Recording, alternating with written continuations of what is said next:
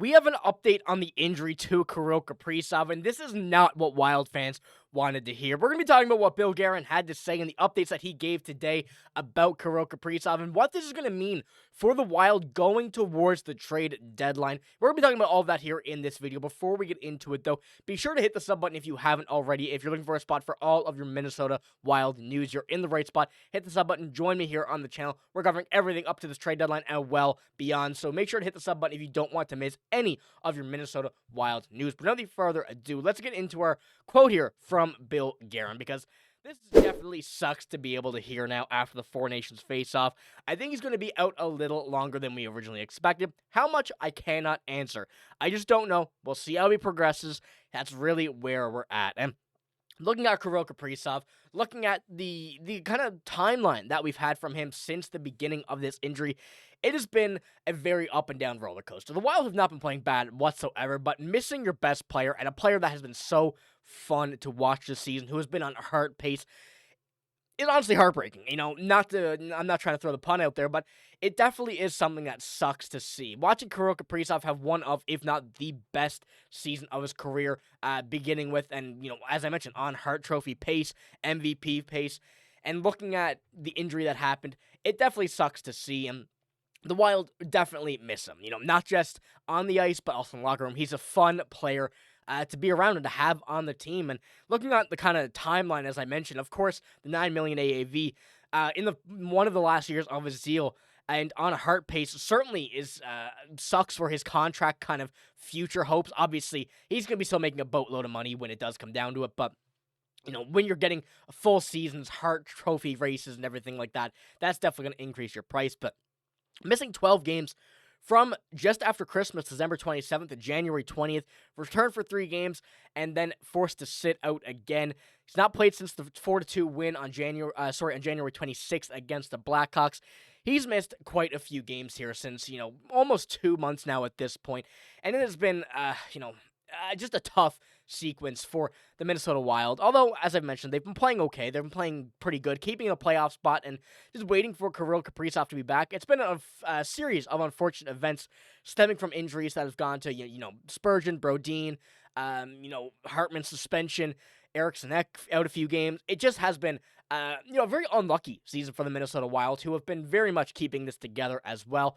But kind of as we, move into it, and when we're looking at the offensive lines here that the Wild have been kind of running with over the past, I was going to say few games, but the past pretty much 2 months, they've been really punching above their weight class in some aspects. Looking at the fourth line, Yakov trying to, especially Devin Shore as well, definitely punching above their weight class, but has been holding their own. And we saw, a very good game today, a very big comeback win against the Detroit Red Wings earlier today, and going to play them again in the next game. I'm not sure exactly the date, so I do apologize on that, but the Wild getting back to play and watching how Boldy and how Faber both played in that Four Nations face-off have been really playing well above expectation, and obviously big parts of this team. They've been really holding it together in the absence of Kirill Kaprizov, and injuries happen. Injuries certainly happen to superstars as well, and, unfortunately, they're more noticeable than other players, but when we're seeing this team come, they're just waiting for Kirill Kaprizov to come back, and as I mentioned, he's a major part of this team, the best player on the team, and having a Hart season definitely sucks to, not just be a part of for him, but look at as the, contract season progresses for him as well. And with the season that he's having, 52 points, 37 games, over 22 minutes time on ice, 27 years old, he has been playing incredible. And looking at when he comes back, hopefully we do see this pace continue. And obviously, the Hart race seems out of the picture now, solely due to the games he's missed. But with going forward and with what's next for Kirill Kaprizov and when he returns, it does seem like the Wild are going to be sticking him straight back into the lineup when things get closer to returning. And this is where Bill Guerin had to say, continuing on with this, he's recovering right now, and we'll see how it turns out. But he's going to be out a little longer than we expected, and what does that do to our salary cap situation? I don't know, because when he's healthy, we'll put him right back in. If he's not, then we won't. So Bill Guerin kind of hinted here at what the plan is as well for the trade deadline. The Wild certainly would like to add at the trade deadline just a little, kind of depth forward aspect of things. But with the cap situation right now, they could. They obviously certainly could with Kirill Kaprizov's contract on the LTIR, meaning that they have at least $9 million extra to be able to spend.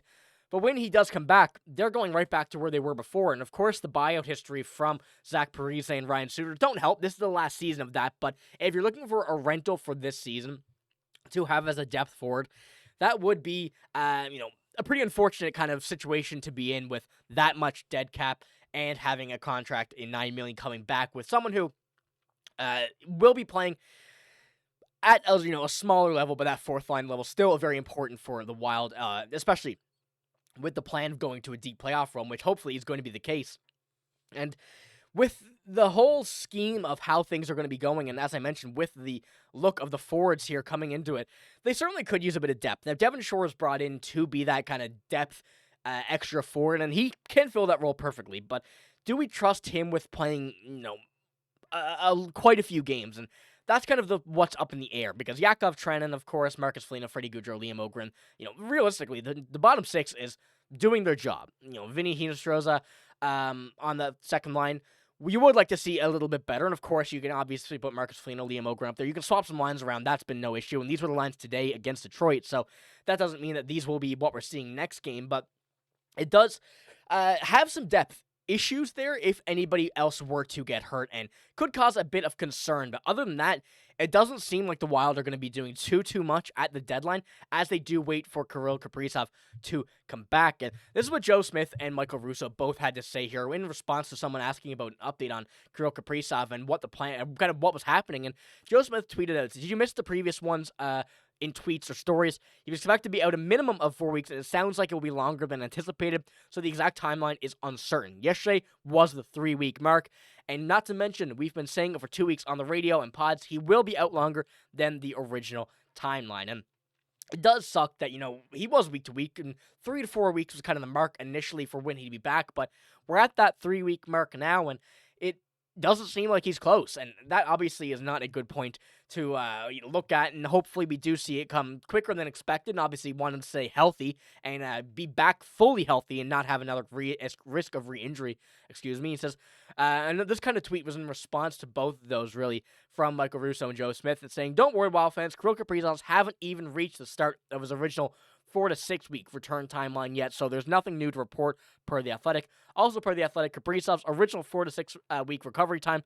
became worthless 2 weeks ago. And it definitely is interesting to kind of look at it this way, that that the initial timeline really meant nothing, knowing that he would be out a bit longer than expected, and especially over the Four Nations break and after surgery and whatnot, things were not falling into the hands of the Wild and Kirill Kaprizov's health in the most, best possible way, I guess is the best way of putting it. But when we do look at what Joe Smith here also tweeted about, Jack Cupano said about Kirill Kaprizov, he hasn't skated since his surgery, so once again, it will be in a situation where when he does be able to skate again, that don't mean he's going to be back right away. Just putting him out there and getting back to full health will be the big thing. And obviously, Kirill Kaprizov wants to be out there. When he does resume skating, he'll be pushing to get back, and that's another thing that Bill Guerin here had to say on these quotes regarding Kirill Kaprizov. And he said he's frustrated, and I don't blame him. Either the start he had, he was taking the league by storm, and then you get injured, that sets you back and takes you out. He was having a Hart Trophy type season, and I'd be frustrated too. But we're just trying to keep him busy and help him out as much as we can. But he is frustrated, and we know that this was the case. We know that Kirill Kaprizov is a gamer. He wants to be out there. He wants to play his best, and he is an absolute dog. So it don't surprise me that when he's out there healthy, he's the best player, and I expect him, once he gets back, to continue the exact same way. So let me know what you think about these Kirill Kaprizov updates. It obviously sucks, and we want to see him back as soon as possible, but it does seem like we're going to have to wait a bit longer than expected to see Kirill Kaprizov back at, full health and at his Hart Trophy level once again. But hopefully it's sooner rather than later. Keep the Wild in the playoff spot and get that push for a deep playoff run, and hopefully the big reward. But that's all I got in this video. If you did enjoy it, give it a like, hit the sub button as well. And remember, you're looking for a spot for all of your Minnesota Wild news, you're in the right spot. Hit the sub button. Join me here, covering everything here about the Wild, and let me know what you think about this news here. But that's all I got. If you did enjoy, give it a like, hit the sub button. I'm signing out. Thank you for watching. Hope you have a great day. See you later.